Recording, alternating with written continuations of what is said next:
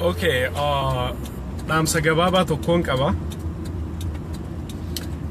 Dhaamsi xiyyaalleen akkana ja'a. Warra Minnesota jirtaniif jechuudha. Dhaamsi xiyyaa wanni jedhu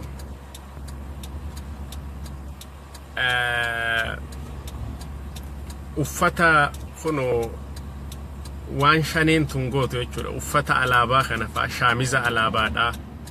Shaamiza alaabaa adda bilisummaa Oromoo ka goonni meeqa irratti wareegame kana gurguratan. It's a business. Warri dirree kubbaa keessatti argamtan namni tokkolleen akka alaabaa san hin binne. Alaabaa dhiiga ummataat ittiin biizinasa dalagatan. Firaa'u maashaw asmararraa akka Minnesota dhufe arknee jira dhokatee jechuudha. Akka hantuutatti dhokatee Minnesota dhufe suuraan isaa baatee jirti dhokatee jechuudha. Dhiiga ilmaan Oromoodhaa ka gannaqe saniif dhokatee nama duratti bahuu qaanfatee achi keessa afaan qottoo godhee akka taa'u arknee jira Minnesota keessatti jechuudha. Maal godhanii balbalti hundi jalaa cufamtee jirti. Balbalti hundinuu jalaa cufamtee jirti. Amma isaan maalii waboo ja'aniiti alaabaa tanafaa gurguratan. Alaabaa tanafaa print godhanii jechuudha. Akka hantuutatti dhokatee achi keessa ta'a afaan qottoo godhee jechuudha. Minnesota bakka diinara waboo, finxira waboo, laanchi waboo, faxara waboo maalii jedhan sanitti jechuudha. So businessni isaanii alaabaa tana print godhanii ummatatti gurguratan groupiidhaan jechuudha. As a group. As a group. This is their business. So do not buy. Warra Minnesota dirree kubbaa jirtan. Warri kana dura bittanillee waan san akka deebistan. Shaneen warreen groupin Girmaa Xurunaadhaa jechuudha.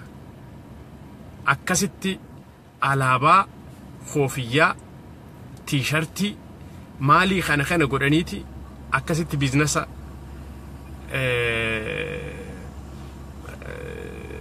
dalagatan. Maaliif dhokate? Daawit Ibsaa maaliif dhokate? Maaliif hin himamin akka asmararraa dhufu maaliif dhokatee ta'a? Balleessaa ofiisaa beekami waan dalagee beekamite ummata Oromooti irratti. Kanaafuu namni tokkolleen alaabaa san hin bitina. Warra dirree kubbaa san keessa jiruufin isinidha. Namni tokkolleen akka t-shirtii diddiimeysanii qalama itti diddibanii t-shirtii qalama diimaa magarroo itti diddibanii biizinasa nama dura qaqqabaa waggaa 21 gadaa gadigaloodhaa gadaa Daawit Ibsaa ummata Oromoo alaabaa san fuuldura qaqqabanii ittiin sobaa turan. Maallayni isaan ummatarraa guuraa turan sun eessa dhaqe? Ka maallayni ummanni diasporaadhaa kennu ka OMN waggaa 3 kan gahin keessatti mana mataa isaa bitate Ameerikaa keessatti jechuudha. Maallaqa kana duraa sana eessa godhan? Eessa geessan? Tunis gaafiidha akka taajjabaniin gaafadha. Adda bilisummaa Oromoo tashanee jechuudha. Waggaa 21 ol nama tokkoon hoogganamaa turtee shira. Osoo oosaan irratti qorannaa hin godhin OMN waggaa 3 keessatti mana bitatee mana isarraa ummata Oromoo waggaa 3 keessatti bahaa fi dhiyaatti kaabaa kibbatti walitti fidee jechuudha meediyaan kun. Kanarratti nuuf qorannaa godhuu barbaadde warri nu malee. I'm not going to accept this. I just want to make it clear. I am not going to accept this. I told you more than 100 times. You will never make business you will never make business anymore. You already have it. For about 25 years, you've been collecting money from diaspora all over the world, including back home. You are undercover Wayani. We know you. We know each other very well. Girma Xurunadha ka ati biyya kaatte ka arra ilmaan Oromoodhaa hihiisisee ilmaan Oromoodhaa biyyatti hiisisee, including Dr. Mararaa Guddinaa. Kana dura Girmaa Xurunaatii fi Yaazoo Kabbabaa akka KFC wanni keessatti partii Professor Mararaa Guddinaa keessatti seenanii facaasan kana hundaa huni beekna. Lakki akkuma baradheesaniin ummata Oromoodhaa godha yoo jette, this is unacceptable. Isin warra harka dhiigaati. Daawit Ibsaa silaa irra dhokatee afaan qottoo godhee wanni keessan taa'u. Siigalee. Dhokatee jechu dhokatee odoo waan waa hin balleessini hattuun akkasit dhokatee wanni keessan taa'u jechuudha. Maaliif Awurooppaa deemee harkan kennanne assaayilaman gaafanne tana boodaan. Maaliif Awurooppaa deemee waggaa 21 guutuu wannummaan qabsoo ummata Oromoodhaa inni akkanatti harka dhiigaatiin bocole maaliif kana hunda isa goosise? This is not acceptable. Alaabaa adda bilisummaa Oromoo nama dura qaqqabaa business ni yeroon dalagatan dabree jira. I'm not going to let you do this again. Tanaafuu warri Minnesota jirtan dirree kubbaa keessatti namni tokkolleen alaabaa san dhayxanii shaamiza isaan print godhanii fidansan akka hin binne kanaan isinitti dhaamaa jechuudha. Ajaja gama kiyyaa dabarseetiin jira. Abbaan feetan fudhadhaa, abbaan feetan dhiisaa. Waan hin dubbadhu hundaaf itti gaafatamummaa fudhadheetiin dubbadha. Akkamitti waggaa 21 guutuu waboo zoonii kibbaa, waboo zoonii kaabaa, waraanni kophee fitate, waraanni fincaan dhuga, waraanni waan nyaatuun qabu jechaa uummatarraa biizinasaan maallaqa guuraa turanii OMN waggaa 3 keessatti dalagaa OMN yoo barbaaddan qeyroo biyyaa bilbiltanii gaafachuu dandeessan. Wayyaaniin OMN qilleensarraa buusuu jecha maallaqa miliyoona meeqa gannaqaa turte. I want to make it clear. Misgaanuu Gulummaa waa takkaan siif hima. Wanni amma ati alba'aa jirtu kun guyyaa tokko akka arraabdu san beekuu qabda.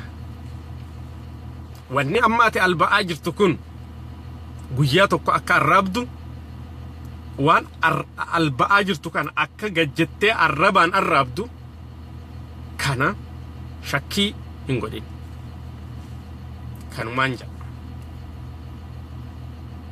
Isin ajandaan keessan nuuf hin galle. Kana durallee dhagaachi akkana dhagaachuma waaqoo guutuu irratti haratamaa ture. Jaarraa abbaa gadaati irratti haratamaa ture. Qabsaa'ota Oromooti irratti haratamaa ture. I remember 2008 General Kamal Galchuu irratti akkasitti ummata kijibaan ummata wajjin dhagaacha irratti harachaa turtan. Yeroon sun hundi dabree jira. Yeroo wal gaafannu ni dhufa. Bilisummaa jennee wanni wal sobnu hin jiru. Walirraa eegalla.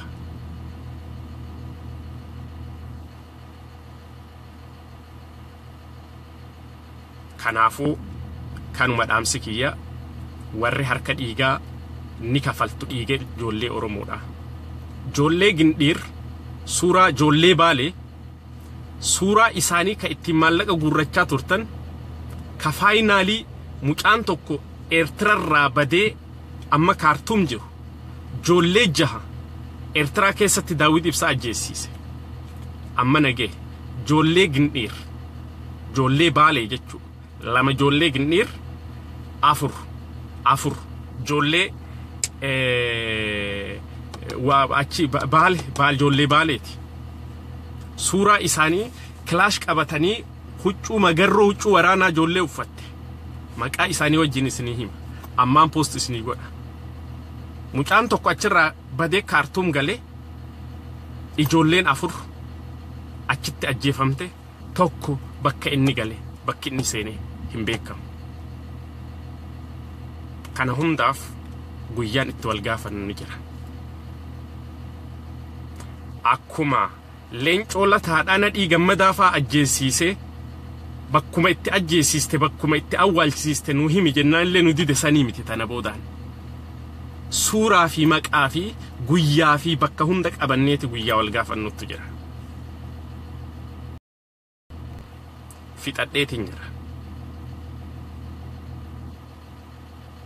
Ammallee irra deebi'ee ijoollee Minisootaa jirtan alaabaa isaan piriinti godhan. Alaabaa isin dura qaqqabaa akka isinitti hin gurguranne tiishartii shaamizaa fi koofiyyaa alaabaa shaneen akka isinitti hin gurguranne akkasumatti illee ijoollee biyya Arabaa jirtan hunda keessanii jechuudha. Hanga dhugaan baatutti bilisummaan hin jirtu. Meeseeja kana biraan nagaa. Kanumaa fixadheetiin jira. Have a great day.